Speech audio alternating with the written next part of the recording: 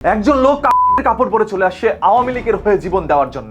কাপড় পিনতেছি মানুষের একবার হয়, যখন আমার একবার অবধারিত তো আমার আমি আলিঙ্গন করে আমার নেত্রীর জন্য আমার জীবনটা উৎসর্গ করবো। এই জন্য এখানে এসেছি।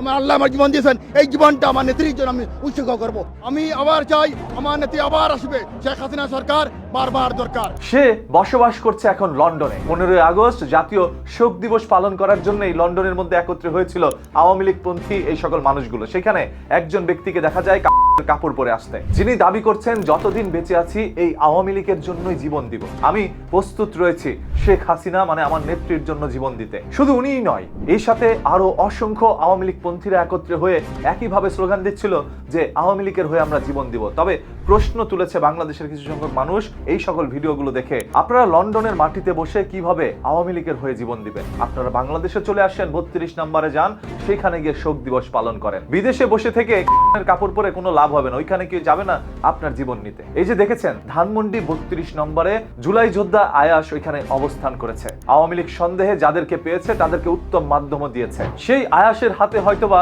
এই লোকটিও পড়তো, তখন কাপড় ফেলে দিয়ে খালি গায়ে রাস্তা দিয়ে দৌড় দিত। আয়াস একাই মোকাবেলা করেছিল সেদিন, তার সাথে অন্য কেউ ছিল না। সর্বশেষ সেই আয়াসের বিরুদ্ধে আবার সৃষ্টি করার মতো অভিযোগ উঠেছে।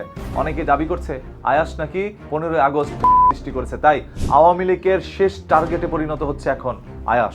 আপনারা দেখেছেন ওসমান হাদি আওয়ামী লীগের বিরুদ্ধে কথা বলার কারণেই ওসমান হাদির জীবন যায়। কার মাধ্যমে ওসমান হাদির জীবন গেছে তাকেও ধরা হয়েছে, এখন ভারতে রাখা হয়েছে। বাংলাদেশের আদালতে তাকে আনতে পারেনি দেশের সরকার। সেরকম ভাবে জুলাই যোদ্ধা আয়াস এখন যেইভাবে রাস্তার মধ্যে একের পর এক আচরণ করছে, কার্যক্রম চালাচ্ছে, এতে করে যে কোনো সময় আয়াসেরও জীবন যেতেও পারে। এটা আয়াস নিজেই বলছে। এবং আয়াস এও বলছে যে ওসমান হাদির আমি ভক্ত, আমিও চাই হাদি ভাইয়ের মতো হতে। যদি হাদি ভাইয়ের মতো করে আমার জীবন যায় তাতে আমি পরোয়া করি না, কিন্তু জুলাইয়ের বিরুদ্ধে যে কথা বলবে তার জন্য আমার এই হাতটাই যথেষ্ট।